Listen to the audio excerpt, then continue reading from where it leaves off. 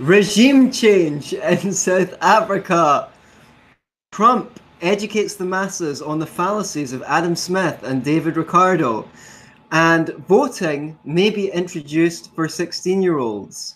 All that and more on episode 79 of the Scottish Liberty Podcast with me, the illustrious Antony Sammeroff, and him, the delicious Tom Laird. Wonderful. Thank you for joining us today. So, you've been doing a little bit of research, a little bit of cooking the books. I'm not saying that you're a fraudster, but It's the only cooking I do. You lived in South Africa. I lived in Central Africa. I lived in. Oh, I lied then. You did. Okay, let's start the way we mean to go and get it right. Try again. You lived in Central Africa. I did. Yeah. Oh, excellent. Wonderful. Yeah, and jolly good fun it was too. However, I mean, what was good about it? It was just a great country for a kid to live in. What age were you? Between the ages of 7 years old and 13 years old. So it was just an adventure, you know. Really wide open spaces, lots of sunshine, lots of animals and shit to, you know. And then your parents had to take you away to a cold and dreary area of Scotland. Yeah. Back to Scotland. It's a bit like, I don't know if you hear these stories about back in the day, back in medieval times, like when princes wanted a laugh, they'd go down into the town or into the villages and they'd find an old tramp and get him drunk, and then they would bring him up to the palace and they would dress him up in fine clothes and sit him on the throne. And when he came round from his drunken stupor, they would convince him that he was the king. And then and everybody would go about bowing to him and things like that and doing what he says, and then they would get him drunk again and then just divest him of all the clothes and then leave him back down the town, and when he woke up he'd be back in the gutter. And they thought this was a great laugh. It sounds like a really funny thing to do. Well, that's kind of how I felt. I felt like that tramp waking up after I got back to Scotland and went to a great state comprehensive knot. But anyway, so yeah, I know Africa. I've spent a lot of time in Africa. I've travelled around much of Central and Southern Africa. I think the only sub-Saharan African country I've not been to is Botswana, and that's the one with the best economy. Okay. Because Seretse Khama really ruled the country wisely, and pretty much had a capitalistic, not quite a free market, but as free market an economy as you could have for an African country, I would suppose, for that time. However, up to date, we know that things changed. The colonial powers pulled out. There was independence. Things went from good to worse, especially for Zimbabwe, which was formerly Rhodesia. Rhodesia was the breadbasket of Africa. It produced most of the food for Southern Africa. And it was a highly successful farming country. After Robert Mugabe took over, he promised, obviously, that he wasn't going to appropriate land. He was going to honour property rights. But eventually he didn't. He took land by force, or he allowed his thugs to take land by force from white farmers. And it resulted in massive nationwide famine and poverty. And that was the situation. Now it seems that South Africa, unfortunately, is poised to go down the same road.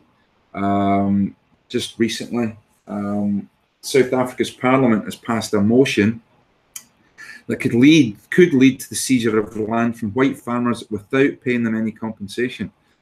Now, in Zimbabwe, a lot of the farmers who initially moved off their land voluntarily and handed it over to the government to be redistributed, they got compensation from the British for their farms, but that was short-lived. But anyway, this law that they voted for was passed by an overwhelming majority of 241 votes to 83 votes against. And the proposal is to amend Section 25 of the Constitution and that would allow the expropriation of land without any financial recompense. And it was put forward by the radical left. Who would have thought it? Radical left Economic Freedom Fighters Party, whose leader, Jeremy Corbyn, Julius Malema, always mix those two guys up. I get my left-wing thugs mixed up.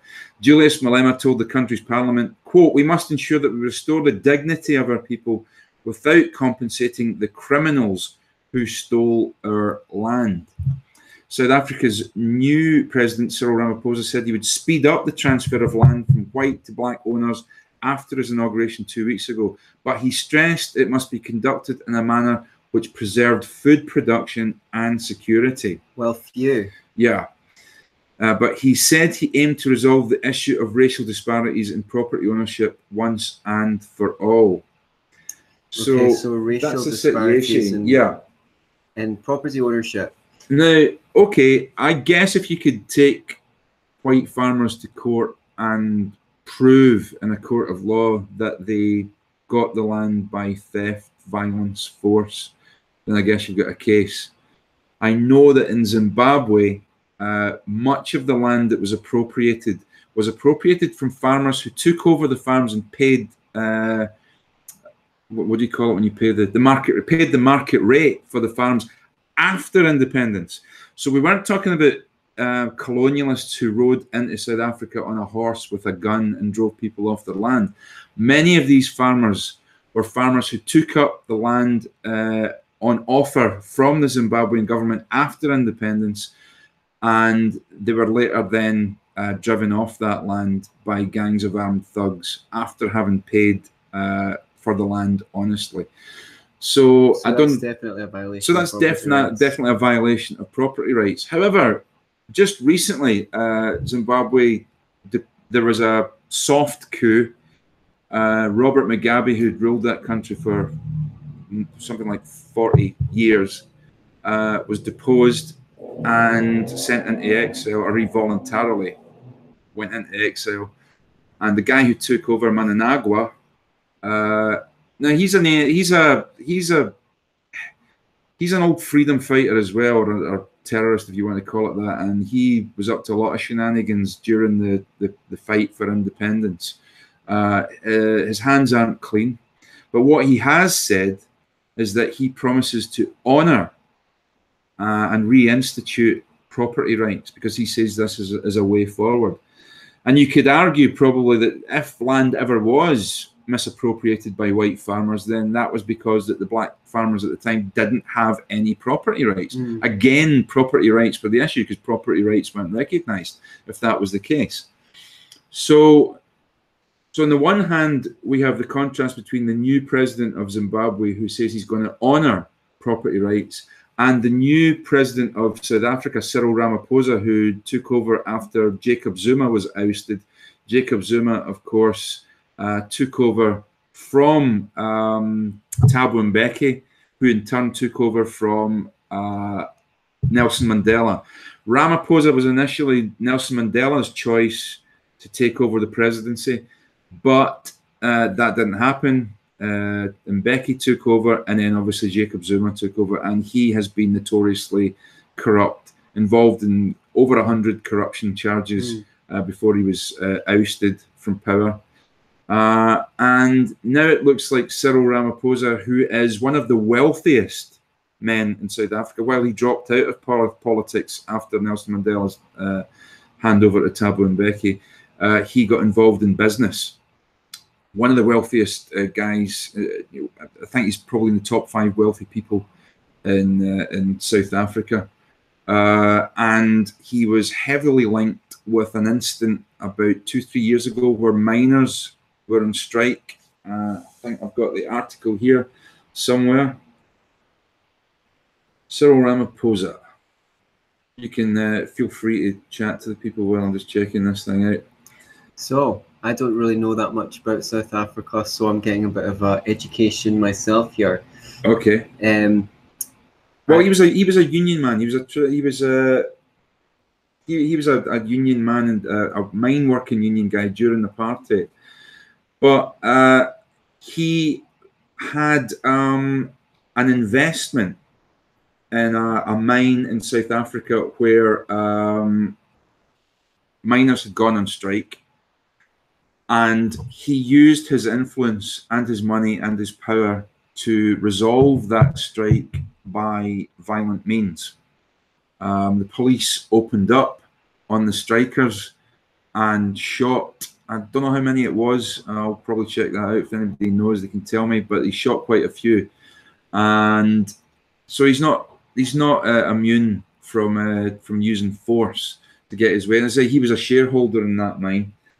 So interesting character, very wealthy man, but he seems to be going down the path of wanting to be populist and say we're going to appropriate land from white farmers and redistribute it, as if the warning of what happened in Zimbabwe wasn't enough. Yes.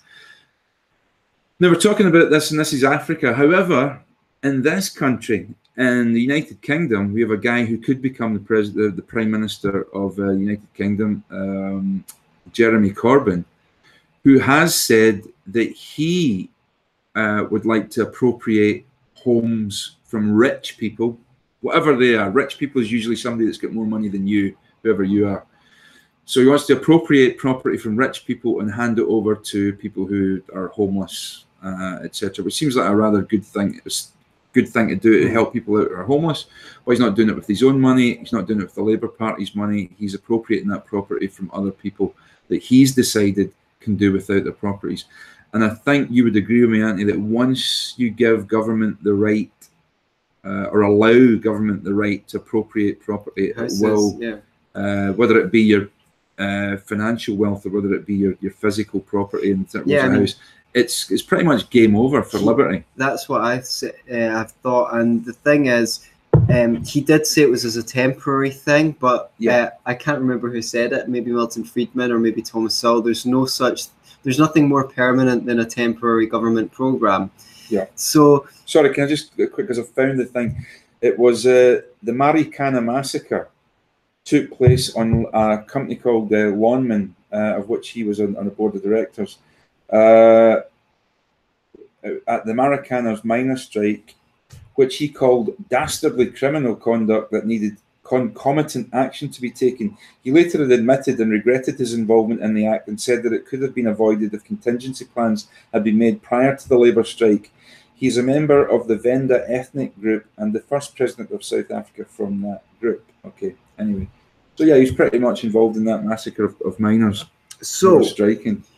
Nelson Mandela, apart from the controversies around him as having been a freedom fighter, as a terrorist who got jailed, how do you rate him as a leader? Overrated? No, I think he.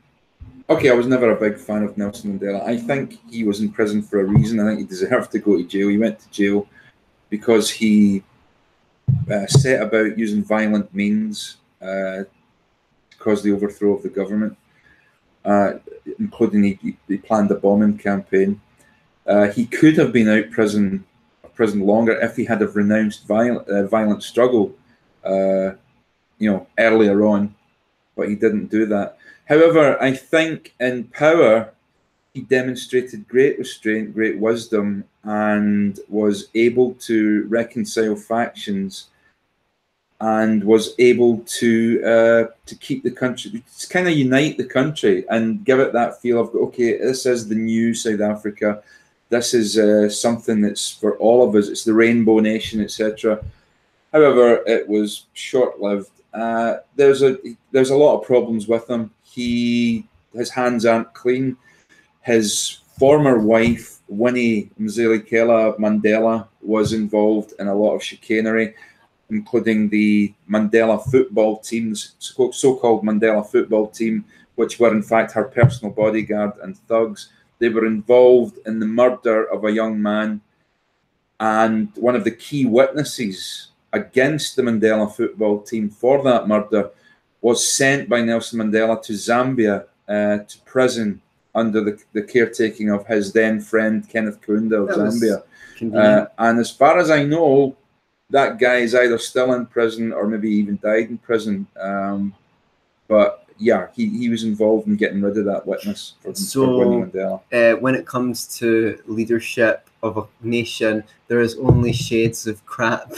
Yeah, I mean, a lot of these guys are all as corrupt as each other. So when it comes to regime change in Africa, it looks like it's cosmetic on the outside. I'd be interested to see how it goes in Zimbabwe with Mnangagwa. I'm hoping it goes well. It looks hopeful. But then Robert Mugabe looked hopeful in his initial stages. Was he not supported by Britain to power? He was. So, indirectly. It was widely reported during the free and fair elections that brought Robert Mugabe to power that there was widespread intimidation, widespread violence, and widespread fraud, election fraud that got him into power. Margaret Thatcher at the time had promised members of the white regime, including the General of the Army, Sir Peter Walls, that if it was the case that Mugabe got into power and there had been widespread intimidation, then she would give the okay for the army to be used to prevent him from coming into power. However, Margaret Thatcher wouldn't answer the phone to Lieutenant Colonel Peter Walls, General Peter Walls, when he tried to get in the phone to her. So it's not her kind of job. You mean to answer the phone? Yeah, to not answer the phone. To a high-ranking member of the military. So, well, I don't know. Anyway, the bottom line was Mugabe got into power. There was all sorts of promises made by Mugabe that he would honour land rights, and if land was to be appropriated, it would be done legally and with compensation. But that never quite transpired. And he immediately set about jailing his opposition party members. So it was clear from the get-go, is what you're saying, that he was going to be trouble, even if beforehand he portrayed himself as a progressive. Sorry to trigger anyone, but you know what I mean. Progressive in the good sense. Yeah, so, he was known pretty much as a thug before he got into power. Okay, and that's just like more kind of foreign meddling or whatever. Like, I don't know. The history in and out, but it seems like we sometimes have our fingerprints. I hate that "we" as well. It seems like Western governments also often have their fingerprints on things. So if someone could come along and argue that we just facilitate people to make their own lives worse, which they would be doing. But so I am going to circle back to a little bit on Africa and the third world a little bit on the show. If you know anything more on this, if you've got an opinion, please don't hesitate to leave a comment, whether it's live, whether you're tuning in live. We've had 8 or 9 people tuning in at one point. If by any chance you're listening to us from Africa, especially South Africa, you can let us know, or if you're a former citizen of that country and you now live here, you can tell us why you moved. If you're watching this in 2022, feel free to leave a YouTube comment to let us know what you think of the current situation. So I guess this is like Donald Trump has been reading Adam Smith. No, he's forgotten to read Adam Smith. And he is putting trade tariffs on the imports of steel and aluminium and other things. Now, I mean, libertarians have covered free trade at such length that I want to take a different slant on it, because I mean, you guys are bored of hearing about this stuff, but I just want to exactly, it's like, so I want to do a unique take. I want to talk a bit about how the right and the left seem to both dislike free trade and why. But I just want to, you look on the media and Donald Trump saying that EU trade rules make it impossible for American firms to do business with them. And he says that the US has been taken advantage of. And the EU is already drawing up a $3.5 billion hit list of retaliatory tariffs. So let's start a trade war, everyone. That will be loads of fun. And please just go online and read the petition of the candle makers by Bastiat. It's a really, really funny essay. No one wants that. Like, how? I'm trying to figure out what order to cover my points in. First of all, what annoys me is I read things online. Forbes says Trump tariffs could cost jobs as well as lose them, and of course, the Fortune says that, and Fortune says how many American jobs could be lost thanks to Trump's steel and aluminium tariffs. And what I hate about these publications, which I think are the more pro-capitalist publications, is they have no principles or no philosophy. They still buy into the how many jobs are being gained, how many jobs are being lost kind of rhetoric. They don't say, like, what the hell? Shouldn't we be able to buy steel from wherever you want without the government getting involved? So that's the principled argument. Second of all, they're not making the economic case. If you want principles, you need to come to a show like this to actually get any decent media, because it's like everything happens in a vacuum. Even in the supposedly pro-capitalist publications, they don't actually explain to you the ins and outs of why this is wrong. And I like, so that pisses me off. I mean, the Foundation for Economic Education had a great article printed a few days ago by a guy called Tom Mullen. I love the title of it, which is "Economics was invented to refute Trump's tariff arguments." And that is so good because it's so fucking true. One of the reasons why Adam Smith and David Ricardo started writing was specifically to get rid of protectionism, and economics wasn't so much a distinct field before that. Philosophers and various people wrote about economics, but it wasn't a distinct field. So yeah, I guess the thing to bear in mind, just the obvious one, is that if you're getting cheap steel from China, that means every company in your borders that uses steel can produce a cheaper product. So yeah, it's the seen and the unseen. The steel workers that are out of a job are conspicuous, whereas everyone that's now going to gain employment because products are cheaper are inconspicuous. So I guess I thought that Trump made these claims about protecting American jobs on the campaign trail because it's very populist. Like, it's, we identify an enemy and we go, oh, it's those Chinese, and then we can get votes. And Brian Kaplan, in his book, The Myth of the Rational Voter, explained that people have systematic prejudices about economics that go against the grain of what economists say, and one is on free trade. People think that if you're getting something cheap from abroad, that is somehow different from getting something cheap from someone down the road. I mean, why don't we all just produce all of our own stuff and not trade? Yeah. So do you have any comments before I go on? No, continue. I'm enthralled. Okay. Well, it's like this is a problem because both the left and the right seem to have a problem with free trade. The right think they're taking our jobs. The left think we must be exploiting them. So tariffs are bad for all of us, really. They're not bad for all of us. They're not bad for the steel workers who work in America, whose jobs may be protected by the steel tariff. Okay, their jobs protected, but doesn't the cost possibly of the products that they would have to buy in their daily life possibly go up? Yes, so you could say that in an ironic fashion, they will benefit from the marginal reduction in costs created by their own redundancy.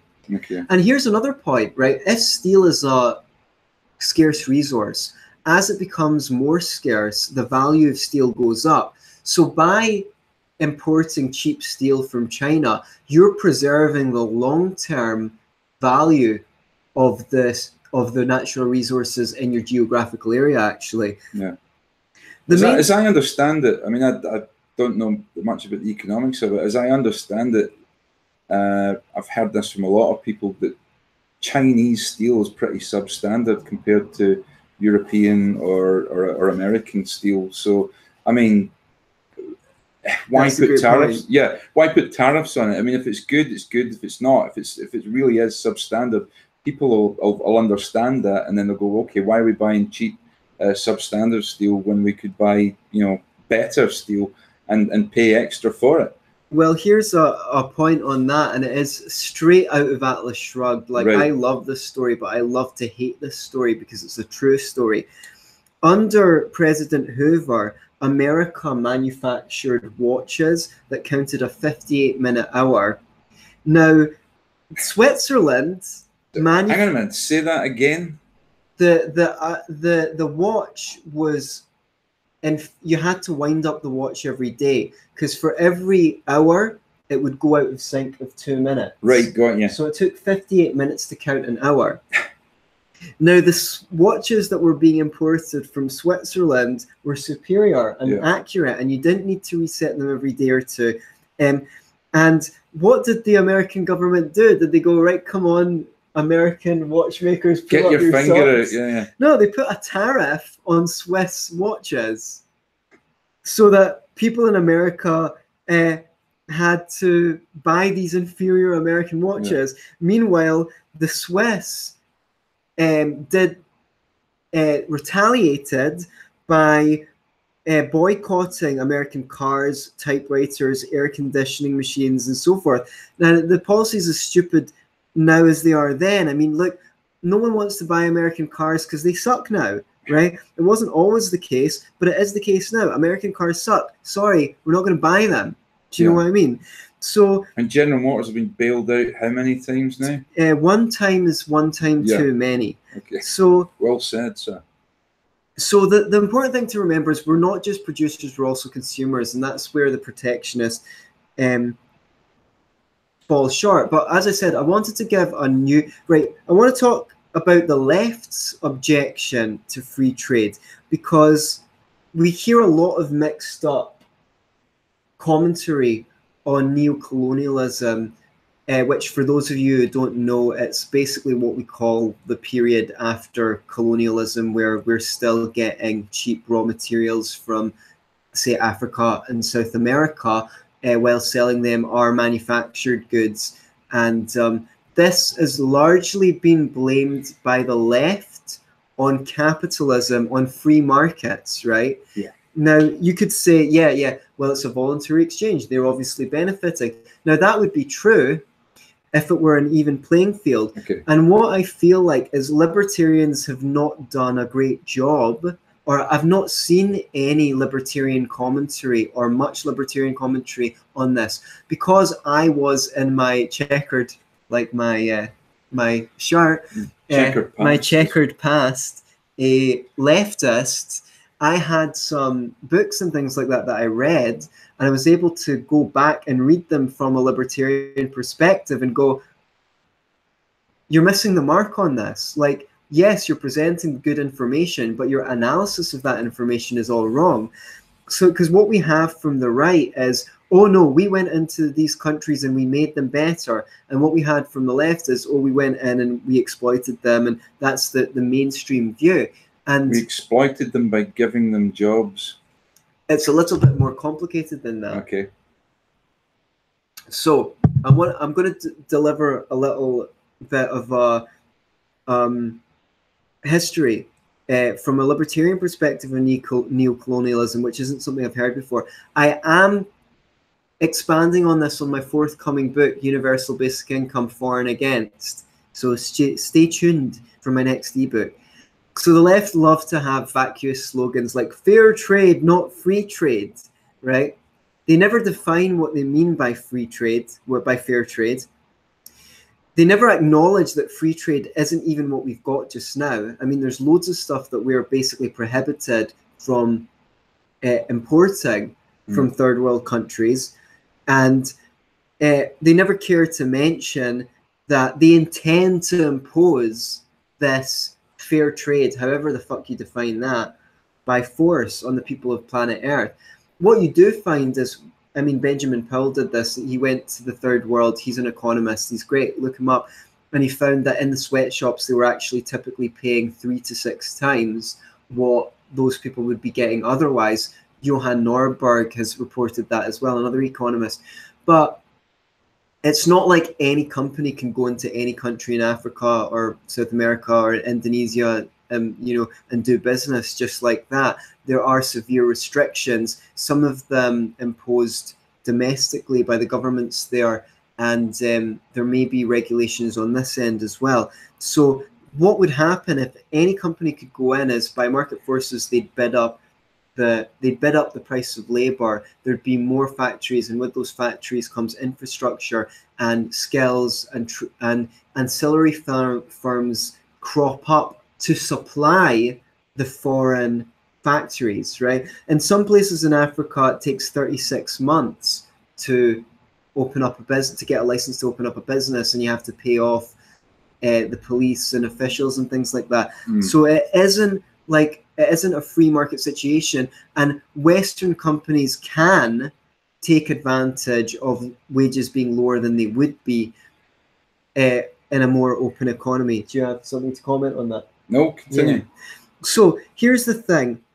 In the 1970s, when the price of oil increased, the Middle Eastern countries saw as a solid, they sold their they invested their wealth in Western banks, and those banks invested the money in the third world, and that was considered to be a sound investment because companies don't tend to disappear the way that unsuccessful corporations do. But unfortunately, most of the money that the Western banks lent to the third world was to military governments and tyrants, and they're people who had no intention of spending that money on the welfare of the people. Now, obviously, as a libertarian, you might not want them to be borrowing that money to spend on the welfare of their people, but nonetheless, the governments borrowed the money in the name of the people. So what happened was they gained a great debt, and that allowed financial authorities established in the West, like the International Monetary Fund and the World Bank, to go into those countries and insist you need to increase your exports to pay off those debts. Now, not being Adam Smithians or Ricardians, the people, but in the International Monetary Fund and the World Bank, you know, this has been called neoliberalism. I wish that people define neoliberalism differently from libertarianism. Didn't take into Well, it doesn't help when the Adam Smith Institute go around calling themselves neoliberals. What a bunch of idiots. You know, you could have done brand differentiation. Yeah. We can return to that. Okay, so basically these gangsters, the International Monetary Fund and the World Bank, go in and say, you need to increase your exports to pay off this debt. Now, what happens when you increase the exports? Well, supply and demand. There was a glut in the market for these goods that third world countries were forced to sell, and the price of those goods went through the floor. So it didn't necessarily help those nations become rich. Now, you could say that this was done deliberately, or you could just say that states are stupid and they don't know any better. It doesn't really matter. The fact is, this pushed back the speed of development in many nations in Africa. And this was blamed by the leftists who were commenting on it, on capitalism. How do they define capitalism? They never do. So it definitely wasn't a consequence of free market capitalism, though we could say that. So then... Would it be right in saying much of this money that was lent to developing countries by the World Bank and the IMF was actually money appropriated from taxpayers in developed countries? I mean, I've often heard foreign aid described as a mechanism by which poor people in rich countries give money to rich people in poor countries, and it's what they've in effect done is they've saddled first world countries with that, or first world taxpayers with that third world debt. When the IMF, or when people say we should cancel the debt to these countries, they mean... Great, brilliant idea. But guess who doesn't cancel debt? The bank who issued that debt in the first place, i.e. the IMF or the World Bank, who actually issued the debt, they just transfer the debt onto the first world countries. So the first world countries continue to pay that debt. So the debt doesn't actually get cancelled. It's equivalent of somebody saying, Tam, you have to lend, Antony's down his luck, you have to lend him £5,000. Okay? But if he, and I say, well, I can't, so we'll guarantee that. But however, if Antony doesn't pay you back, you have to, but right, let me start again. You have to lend Antony £5,000. Well, I don't have £5,000. So that's okay. We'll lend you it. Right? We'll lend you it to lend to Antony. However, should Antony not be able to pay that debt back to you, we don't care. You still owe us £5,000. Okay. So that's kind of how it works there. Sorry to interrupt you. No, that's great. I love the back and forth. So that internet, like, foreign aid. Yeah. I'm going to expand on that a little bit. Okay. During this period, the Africa and South Africa were largely selling natural resources to Western corporations. Yeah.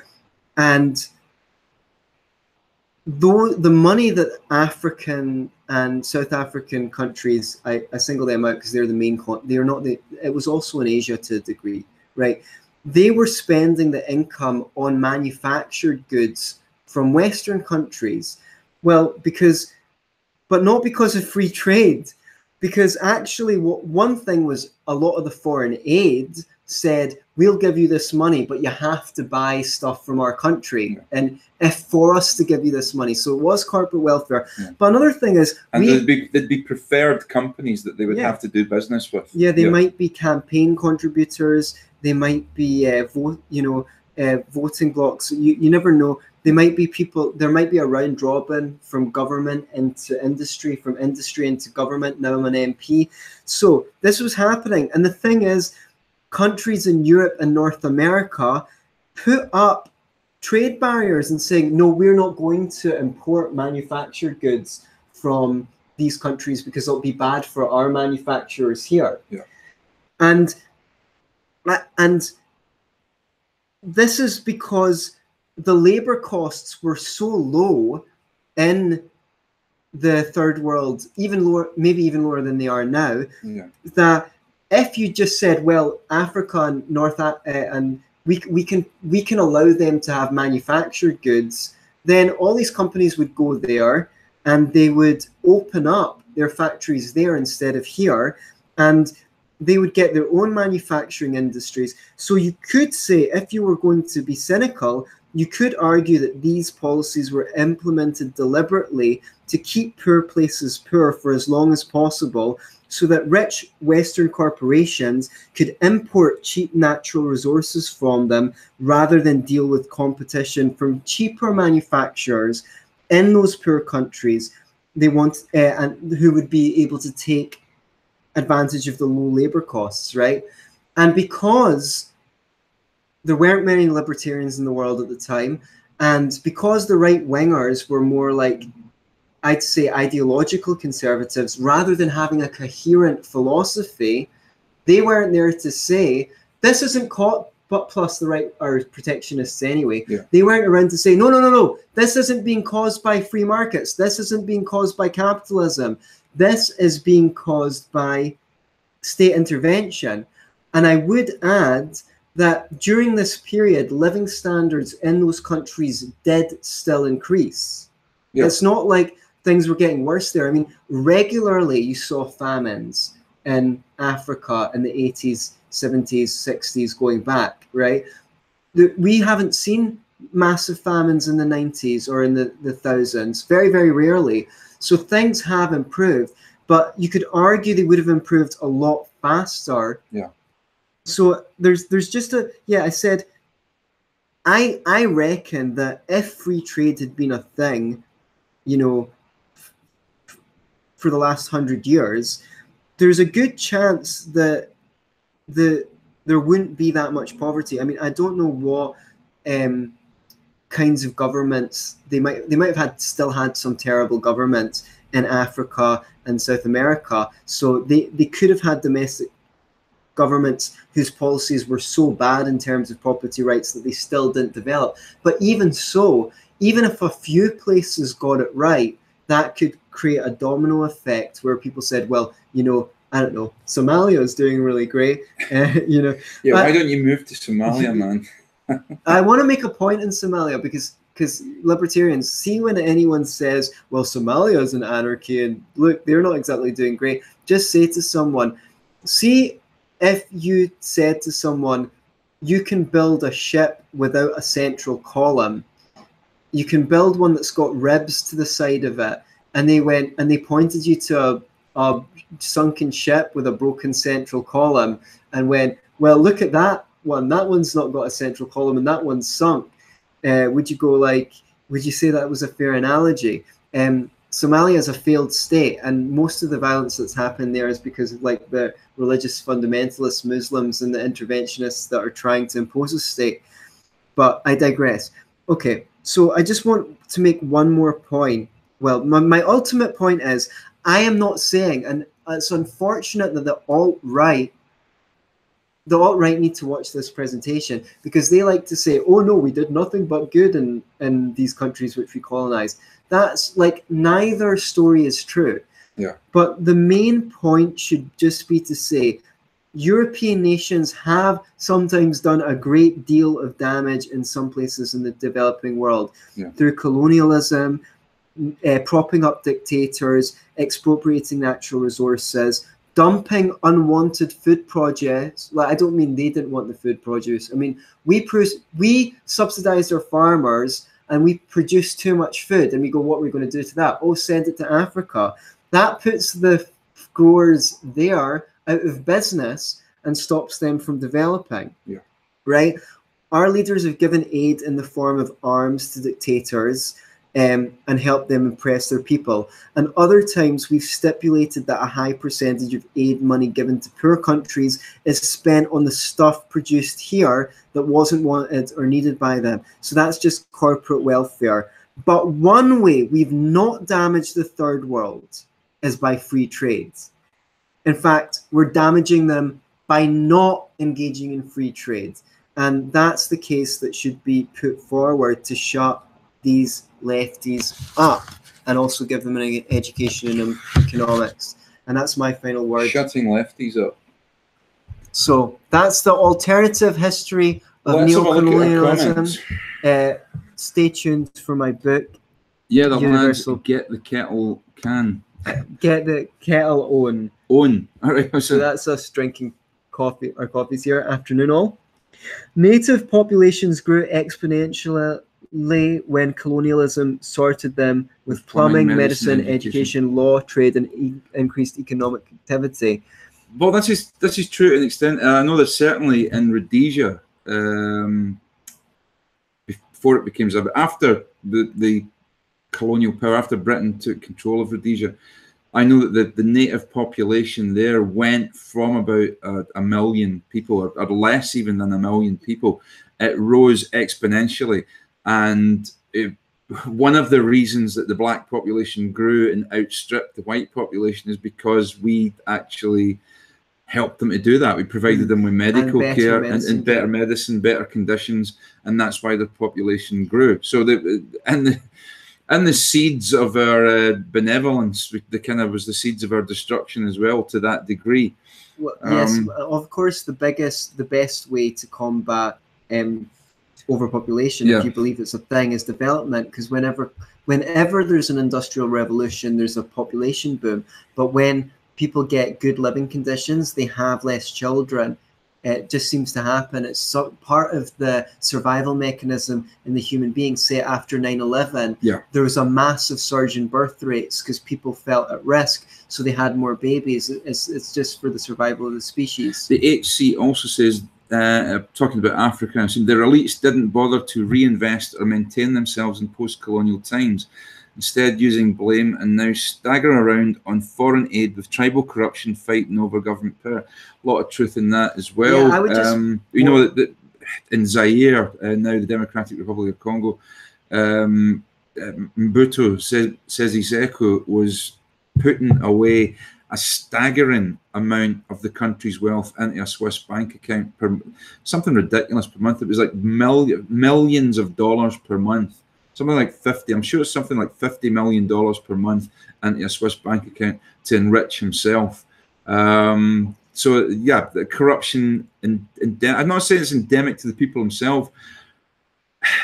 It's hard to get a handle on. There's corruption in the West. We just don't call it corruption. We call it lobbying.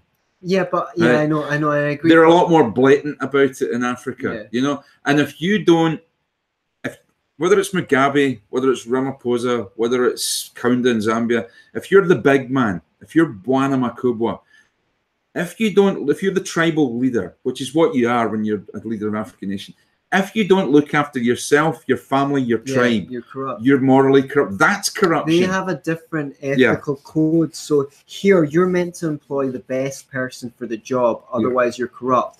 But in other cultures, one of the things is you're meant to take care of your family. You're meant to give your uncle the job. Yeah. You're meant to, someone did you a favor, so you're meant to do them a favor. And if you don't do that, people are like, what? You know, what are you doing? There's something wrong with you. You're under that culture. And that is one of the reasons why Africa has not developed as quickly. And I'm not saying this as, you know, a right wing or like, I've seen lefty YouTube channels like the School of Life talk about this. I just have one point. I want to tell you this story. This is a great story. It's from Rome. Caesar was doing invasions in Africa, and one of his techniques was to go to a village, kill everyone, and stack up the bodies in a pile, and then he'd go to the neighboring villages and get the chiefs from each of them and say, come here, we've got something to show you, and showed them the pile of the dead bodies, and they'd all go, okay, do whatever you want. You can come in, rule, you know, no questions asked.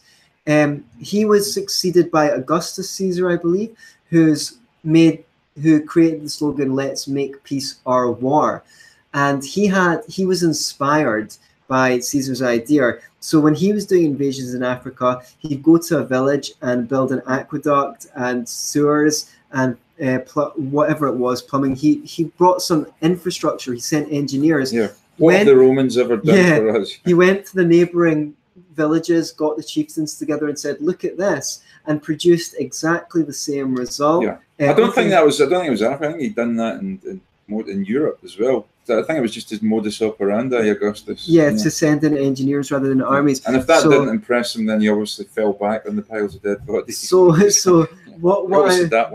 I'm just waiting for those space aliens from outer space, those Rothbardians, they're called, to come down to Earth and go, here, we're going to give you like high-speed teleportation devices and stuff like that, and overthrow our corrupt leaders.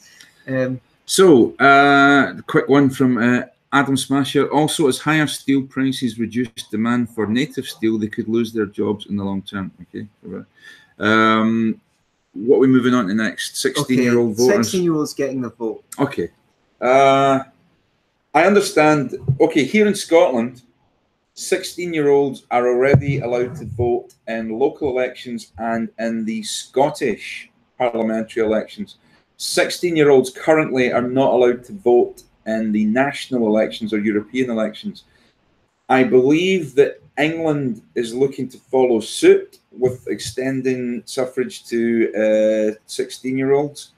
And I believe America and certain states in America, they're looking into this as well, because we've got to listen to the kids.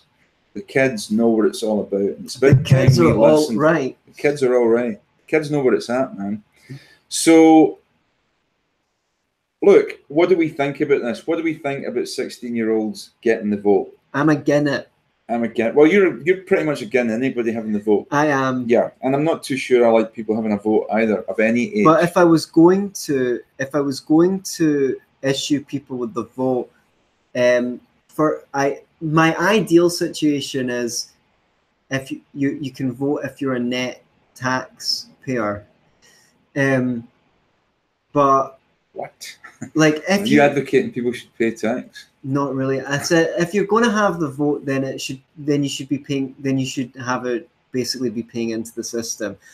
So if you're working and producing, but then there's an argument against that as well, because you could say, well, I'm in a family, right? I work, my wife doesn't, but she does take care of the kids. So in a way, she's paying into the system because we've got a division of labor. But I guess I would be for a voting exam. Brian Kaplan mentioned this. He is actually. But then, who sets the exam and what questions do they ask? Well, that's the problem. Yeah. But they did show that you could ask completely neutral questions that were non-partisan, Yeah. and they would be a good disqualifier for people who knew nothing. They might just be something like, name the leader of this party that you want to vote for, or something like that. I think the thing is, fundamentally, people do not have the expertise to vote. How much do you need to know? Like economics, social science, sociology, statecraft, political philosophy, logic. There's so much that you need to know. And do we want to vote on what color of socks like Tam has to wear? I mean, where do you draw the line? What are people allowed to vote on? This is the question. Like, is everything up for grabs? I guess, look, in a libertarian society, there wouldn't be much to actually vote about, because the government would only really be a custodian or an administration. There wouldn't really be, there'd be nothing to actually vote about. So I guess what is the job of a leader, right? Supposing we have a country on minarchist principles to ensure people's negative rights. If you're aggressed against, you've got recourse, you've got some national defense, and they've got courts. Now, the interesting thing is courts predate states, and the state assimilated court systems, and in my opinion made them worse, right? Because at least back then you had case law, which is judges would make judgments, and judges could consult the judgment of prior people and say, wow, he had a really good idea there. Yeah. And they could improve upon it, or they could take the ideas that other people had, but people would gain a reputation for being a good judge. But let's say you've got a state apparatus. Why do you even need what do you need the government for? What are they there to do? Yeah. Well, exactly. So what are you actually voting for? You're only voting in an administration. So you wouldn't have to even look at a manifesto. Well, look, here's how I see it. That the absurdity that we have, and I've mentioned this before on the show, the absurdity that we have here in Scotland. Okay, we have to decide how old is 16, okay? If you can indeed decide the destiny of a nation at 16, if you can make an informed choice about who should be in charge, then there's absolutely no reason why you shouldn't be able to have a drink or a smoke or send naughty pictures of yourself over the internet. And people have gone into trouble from that. Yeah. But the thing is, the main reason why they want to introduce 16... It's cynical. Yeah, it's because, well, I mean, great for government. They don't have many productive skills thanks to crappy government skills. They're going to want free stuff. They're not taxpayers, so they're not going to be like, I don't really want that government program and stuff like that. Teenagers are naturally rebellious. And more or less, I mean, the old one, if you're not a socialist when you're 20, you're heartless. If you're still a socialist when you're 40, you're brainless. And if you're still a socialist when you're 50, you're Scotty. Right. Yeah. Right. And I guess it's just more bribocracy. It's another group of people to bribe. Yeah. I think, again, I keep on coming back to Brian Kaplan, the myth of the rational voter. He says that in political science, if you ask a political science, do you think that people vote rationally? They'll say no, but it's okay because 40% of people will be irrational to the left, 40% of people will be irrational to the right, 20% will have an informed opinion, and they will prevail. But it's like, no, it doesn't work like that. People have systematic wrong biases about economics, and that's why he talks about how people forget all the stuff they learn about in school, how people forget all the stuff they need to know to cast a good vote, even if they're taught it in civics. So he says the one way to make sure that people are informed that really works is pay them. You know, make them sit an exam every 5 years, and they get make them sit an exam. No. They can volunteer to sit an exam every 5 years, and they get paid £50 for doing it by the state, and they will do it. They will do it. They will learn Where about would it the because they state get that £50? well through the tax system. Oh. He's not saying he supports this policy because he is an anarcho-capitalist, but he says it is a policy that would work if this is the outcome you want. And would you, given that the government gives out money left, right, and centre, if it's going, and by the way, this is a point, when people are more well informed, they tend to have the positions that economists have. Yeah, but how do you prevent the government from propagandizing as opposed to informing? I don't know if you can do it. Would you have a cross-party sort of committee? You have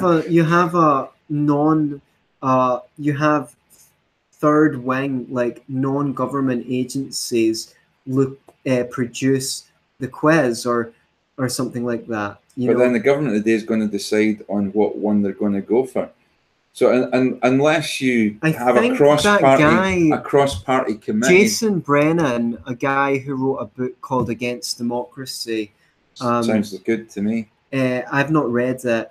I heard him on an interview, and he said they have actually produced quizzes that are basically non-partisan because they don't ask your opinions on anything. They just check you for knowledge. Okay. And so we can follow that up if you want us to, or you can follow it up at home. There is no minimum. Katrina Angus, hi Katrina. There is no minimum age for paying tax. There is no minimum age for paying tax. The UK tries to stop simple people from voting. Do you have a source for that, Katrina? I'd really like to know. There is no minimum age for paying tax. An exam to vote? So she's against... The UK tried to stop simple people from voting before. I'm for stopping as many people as possible from voting under as many pretexts as you can think of. The Scottish Council in Edinburgh, yeah, I like that, shows young people just out of the indoctrination camps of modern Scots schools are probably going to vote for virtue signalling parties. No question about it. Yeah. 2 minutes to go. Any final points to make? Well, no, I was hoping Katrina would maybe get back to us on so there's no minimum age for paying tax? No. So, but then there's a minimum age that you can work at, though. So surely you can't pay tax unless you work. I'm guessing. So child labour laws are ruining child labour laws are ruining this country. I think if you work and contribute, should you be allowed to vote? Well, that was my original proposal. The problem being it's inegalitarian along gender lines, and it being International Women's Day, yeah. I can't advocate that policy today. I just did it fucking Women's Day, and I don't give a monkey's. I don't mind. I like some of the people who have touched my life most deeply have been women. I wonder what you were going to say there. You pay VAT even if you're a youngster. So I think with that, unless you want to briefly mention the Britain, do Britain First in 60 seconds. Britain First. Okay, the leadership of Britain First movement, both the leader and deputy leader here in the UK, have been jailed. Because apparently they were saying horrible things about Muslims. They've been charged with hate crime. I don't know what a hate crime is, to be perfectly honest with you. Either something's a crime or it isn't. What your motivation for doing it, in my view, is completely irrelevant. Take that, you perfectly reasonable and nice man said nobody ever before they hit somebody. Right? So either it's harassment or it's not. If they said it was racially motivated. Racially and religious motivated. If it's harassment, it's a violation of the NAP. If it's not, it doesn't matter what. I don't particularly like Britain First. I don't really agree with them. However, I think it's a dangerous road if you can start jailing people for expressing opinions, no matter how unsavoury. I think there was a situation where one of the members, whether it was the deputy or the leader herself, rapped on somebody's window who was a Muslim and called them a pedo. I don't think, well, it probably wasn't funny for the person. If it was untrue, then I guess that's a horrible thing to do. If it was true, it's the least they deserve. Yeah, it's the least they deserve. Until next I don't know. time. Until next time, don't go rapping in anybody's window and calling them a pedo. Be libertarians. Yeah, don't be lefty or righty.